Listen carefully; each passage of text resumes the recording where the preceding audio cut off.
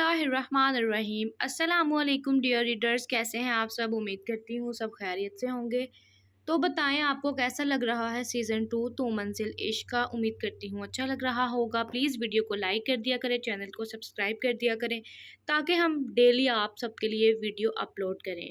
تو چلتے ہیں اپنے ناول کی طرف۔ تمہیں میری بات ہی سمجھ نہیں آ رہی تھی، میں کیا کرتا؟ بھگتو۔ ارسل تمہیں یہ سب مذاق لگ رہا ہے کیا؟ مجھے ڈر لگ رہا ہے۔ یہ کہتے ہوئے میرال کی آنکھوں میں آنسو آ گئے۔ ارسل نے ایک دم بریک لگائی تو 2 بائیک والے ارسل کی گاڑی کے آگے آ کر کھڑے ہو گئے۔ رک جاؤ، اترو گاڑی سے فوراً۔ انہوں نے ارسل کی گاڑی کو چاروں طرف سے گھیر لیا تھا۔ میرال کا تو جیسے دل بند ہو گیا تھا۔ ارسل مجھے بہت ڈر لگ رہا ہے، تم گاڑی میں ہی بیٹھو، میں دیکھتا ہوں انہیں۔ نہیں ارسل پلیز باہر مت جانا۔ ارسل پلیز باہر مت جانا، یہ تمہیں نقصان پہنچا دیں گے۔ ارسل پلیز۔ ارسل ابھی دروازہ کھولنے ہی والا تھا کہ باہر کھڑے گنڈوں نے فائرنگ شروع کر دی۔ ارسل میرا دل پھٹ رہا ہے، میں مر جاؤں گی، پلیز باہر مت جاؤ، مت جاؤ ارسل باہر۔ ارسل کا دل بھی زور زور سے دھڑک رہا تھا۔ دروازہ کھول ورنہ تیرا کام تمام کر دیں گے ہم۔ ارسل پلیز پلیز ارسل مت کھولنا دروازہ۔ ارسل نے گاڑی کا دروازہ آخر کھول ہی دیا۔ انہوں نے ارسل کو پکڑ کر کار سے باہر دھکا دیا اور دوسری طرف میرال کو بھی کار سے باہر نکال کر 2 گنڈوں نے اسے پکڑ لیا۔ چھوڑ دو میری بیوی کو، کیا چاہیے تم لوگوں کو؟ چھوڑ دو میری بیوی کو، میں تم لوگوں سے کہہ رہا ہوں۔ جیسے انہوں نے میرال کو پکڑا ہوا تھا ارسل کا دل جل رہا تھا۔ میرال کے جسم سے تو جیسے جان نکل گئی تھی۔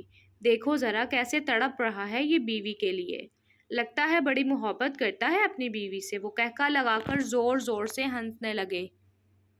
تم لوگوں کو شرم نہیں آتی کیا؟ تم لوگوں کے گھروں میں ماں بہنیں نہیں ہیں کیا؟ میں آخری بار کہہ رہا ہوں، چھوڑ دو میری بیوی کو، جو چاہیے ہے مجھ سے لے لو۔ ارسل دھاڑا۔ جلدی سے اس کی بیوی کے سارے زیورات اتارو اور گاڑی کا جائزہ لو۔ انہوں نے کچھ ہی پل میں گاڑی میں جتنا بھی قیمتی سامان تھا نکال لیا۔ ارے یہ کتنی ٹائٹ چوڑیاں پہنی ہوئی ہیں اس نے، اتر ہی نہیں رہی۔ خدا کا واسطہ ہے چھوڑ دو اسے، اور کتنا زخمی کرو گے اس کے ہاتھوں کو؟ ارسل کا بس نہیں چل رہا تھا کہ وہ ان گنڈوں کو جان سے مار دے۔ وہ اس لیے زیادہ ریئیکٹ نہیں کر رہا تھا کہ کہیں وہ گنڈے میرال کو نقصان نہ پہنچا دیں۔ تو اپنا منہ بند رکھ، اتنے دنوں کے بعد اتنی موٹی آسامی ہاتھ لگی ہے، کیسے چھوڑ دیں؟ کیسے بھی کر کے اس لڑکی کے ہاتھ سے یہ چوڑیاں اتارو، پلیز چھوڑ دو اسے۔ سب کچھ تو لے چکے ہو تم لوگ، اور اب کیا چاہیے ہے تم لوگوں کو؟ بتا پھر لڑکے، تجھے زندہ ہی جانے دیں یا مار دیں تم دونوں کو؟ اتنے میں سامنے سے ایک گاڑی آئی تو وہ گنڈے سب کچھ چھوڑ چھاڑ کر وہاں سے بھاگ گئے۔ ارسل فوراً میرال کی طرف بھاگا۔ میرال آنکھیں کھولو۔ میرال بے ہوش ہو گئی تھی۔ وہ میرال کے ہاتھ مسلنے لگا۔ اس سنسان جگہ پر ان کی مدد کرنے والا کوئی بھی موجود نہیں تھا۔ اس نے ہمت کر کے میرال کو اٹھایا اور اسے گاڑی میں بٹھایا۔ ابھی مجھے گھر نہیں، ہاسپٹل جانا چاہیے۔ میرال دیکھو، اللہ نے ہماری جان بچا لی ہے ان بدبخت لوگوں سے۔ میرال بیچاری بے ہوش پڑی تھی۔ وہ فوراً اسے ہسپتال لے گیا۔ ہاسپٹل لے کر جانے کے بعد ڈاکٹرز نے میرال کا چیک اپ کیا تو کچھ دیر کے بعد اسے ہوش آ گیا۔ یہ میں کہاں ہوں؟ وہ جھٹ سے اٹھی۔ میرال لیٹ جاؤ، اللہ کا شکر ہے کہ تمہیں ہوش آ گئی۔ میں تو بہت زیادہ ڈر گیا تھا کہ تمہیں کیا ہو گیا ہے، ارسل نے کہا۔ ارسل تم ٹھیک ہو نا؟ میرال کے ذہن میں وہی سب کچھ دوڑنے لگا۔ ہاں میں بالکل ٹھیک ہوں، تم بتاؤ تم ٹھیک ہو نا؟ ہاں ارسل میں ٹھیک ہوں، چلو اب گھر چلو جلدی سے۔ میرال کو کچھ بھی سمجھ نہیں آ رہی تھی۔ میرال ایک بار چیک اپ کروا لو، ڈاکٹر سے تسلی ہو جائے گی۔ نہیں میں ٹھیک ہوں۔ ارسل تم ٹھیک ہو نا؟ اس نے ایک بار پھر کہا۔ ہاں میں ٹھیک ہوں، میری فکر نہ کرو تم۔ میرال اگر تم بہتر محسوس ہو رہی ہو تو کیا ہم گھر چلیں؟ کیونکہ میرا فون بھی ان بدبخت لوگوں نے چھین لیا تھا اور میرا دوسرا آفس والا فون شاید گھر پر ہی رہ گیا ہے، اس لیے میں کسی سے بھی رابطہ نہیں کر پایا۔ امی کال کر رہی ہوں گی، گھر والے سب پریشان ہوں گے۔ ہاں چلو ارسل، جلدی چلو گھر۔ وہ دونوں جب گھر پہنچے تو گاؤں میں ہر طرف کھلبلی سی مچ گئی تھی۔ فرزانہ بیگم کا رو رو کر برا حال ہو گیا تھا۔ زائرہ بیٹھی میرال کو نہ جانے کیا کیا بددعائیں دے رہی تھی۔ جب وہ دونوں گھر میں انٹر ہوئے تو فرزانہ بیگم کی جان میں جان آئی۔ ارسل، میرال، میرے بچے کہاں رہ گئے تھے تم دونوں؟ اللہ کا شکر ہے تم دونوں آ، سلامت گھر آ گئے۔ ارسل، میرے دل میں تو نہ جانے کیسے کیسے خیال آ رہے تھے۔ میرا دل پھٹ رہا تھا کہ کہیں میرے بچوں کو کچھ ہو تو نہیں گیا، فرزانہ بیگم نے روتے ہوئے کہا۔ فرزانہ بیگم نے میرال اور ارسل دونوں کو گلے سے لگایا ہوا تھا۔ امی دیکھیں، ہم دونوں بالکل ٹھیک ہیں، آپ رونا بند کریں۔ وہ بس کچھ گنڈے تھے راستے میں جنہوں نے ہمیں روک لیا تھا، مگر آپ کی دعاؤں کی بدولت دیکھیں ہم صحیح سلامت آپ کے پاس ہیں۔ اللہ جہنم میں ڈالے ایسے بدبخت لوگوں کو، دیکھنا بہت ذلیل ہوں گے وہ۔ کتنے دن کھا لیں گے لوٹ کر، بہت سخت مشکل میں ڈالے گا اللہ انہیں ایک دن۔ چلو ارسل بیٹا، سب سے پہلے میں تم دونوں کا صدقہ اتار دوں۔ امی صبح اتار لیجیے گا، ابھی ٹائم کافی زیادہ ہو گیا ہے، جائیں جا کر سو جائیں۔ نہیں ارسل، یہ کام ابھی کرنا بہت ضروری ہے۔ جاؤ اب جا کر سو جاؤ، باقی صبح تم لوگوں سے پوچھوں گی۔ کیا آج میں بھی یہاں بیڈ پر سو جاؤں تمہارے ساتھ؟ پلیز ارسل۔ میرال کی آنکھیں ابھی تک نم تھیں۔ ارسل نے جھٹ سے اس کی طرف دیکھا۔ پوچھ کیوں رہی ہو؟ سو جاؤ۔ ویسے تم بہت ڈر گئی تھی نا؟ ہاں، بہت زیادہ۔ میں تو یہ سوچ رہی ہوں شاید مجھ جیسی غریب لڑکی کو یہ سب چیزیں، یہ خوشیاں راس ہی نہیں ہیں۔ کیا ہو گیا ہے؟ کیسی باتیں کر رہی ہو؟ ایسا کچھ نہیں ہے، بس یہ سب ہماری قسمت میں تھا۔ ہمیں تو اللہ کا شکر ادا کرنا چاہیے کہ ہم اپنے گھر میں صحیح سلامت واپس آ گئے ہیں۔ ہاں بالکل، اللہ کا کروڑ بار شکر ہے۔ ارسل، ایک بات پوچھوں میں تم سے؟ ہاں بولو۔ تمہارے پاس تو اچھا موقع تھا مجھ سے جان چھڑوانے کا، پھر تم نے مجھ سے جان چھڑوائی کیوں نہیں؟ تم ان سے یہ بھی تو کہہ سکتے تھے نا، اسے جان سے مار دو، یا پھر تم مجھے وہاں چھوڑ کر بھاگ بھی تو سکتے تھے نا۔ پاگل ہو گئی ہو کیا؟ کیسی عجیب باتیں کر رہی ہو؟ تم بیوی ہو میری، میں کیوں تم سے جان چھڑواؤں گا؟ فضول باتیں نہ سوچا کرو۔ چلو سو جاؤ، اب دیکھو صبح کے 4 بج رہے ہیں۔ ارسل کے منہ سے اپنے لیے بیوی کا لفظ سن کر میرال کے دل کو ایک سکون ملا اور مسکراتے ہوئے وہ سونے کے لیے لیٹ گئی۔ ارسل بہت بے چین تھا، اس کے ذہن سے وہ سین نہیں نکل رہا تھا جب گنڈوں نے میرال کو زبردستی اور بے دردی سے پکڑا ہوا تھا۔ اس نے اٹھ کر ایک نظر میرال کی طرف دیکھا کہ وہ ٹھیک تو ہے نا؟ نہ جانے کیوں اس کے دل میں میرال کے لیے ہمدردی پیدا ہو گئی تھی۔ یہ سب کچھ سوچتا ہوا وہ سو گیا اور بہت گہری نیند سویا تھا اب کی بار۔ گھر بات ہوئی تمہاری؟ اب ٹھیک ہے ارسل اور میرال؟ جی میں نے کال کی تھی، وہ لوگ خیریت سے گھر واپس پہنچ گئے ہیں اور ٹھیک ہیں۔ انہیں رات کے وقت نہیں جانا چاہیے تھا، گاؤں جاتے ہوئے رات کے وقت بہت سارے ایسے حادثے ہو جاتے ہیں۔ وہ لوگ اچھے سے جانتے ہیں، مگر پتہ نہیں کیوں ارسل میرال کو لے گیا۔ چلو کوئی بات نہیں، قسمت میں تھا یہ سب ان کے ساتھ ہونا۔ اچھی بات تو یہ ہے نا کہ وہ ٹھیک ٹھاک گھر پہنچ گئے ہیں۔ جی ہاں، مگر میں شام میں ایک بار گھر چکر لگاؤں گی، زویا جھٹ سے بولی۔ وہ مجھے تم سے ایک بات کرنی ہے، بیٹھو یہاں پر۔ جی کہیں، کیا بات ہے؟ زویا نے حیرانگی سے کہا۔ آج شام میں گھر تو تم جا ہی رہی ہو تو اپنی بھابھی سے بات کر لینا ریحان شاہ کے رشتے کی، ان کی بہن کے ساتھ۔ کیا؟ میرال کی بہن کے ساتھ؟ آپ لوگ کر لیں گے وہاں پر رشتہ؟ آپ جانتے ہیں نا اس کی اس کی بہن کی پہلے شادی ہوئی تھی۔ جی بیگم، میں اچھے سے جانتا ہوں۔ میرا بھائی خوش ہے تو بس بات ختم۔ چلو ٹھیک ہے، میں بات کروں گی میرال سے۔ ویسے اگر آپ کے پاس ٹائم ہے تو آپ لے چلیں مجھے امی کی طرف، زویا نے منہ بناتے ہوئے کہا۔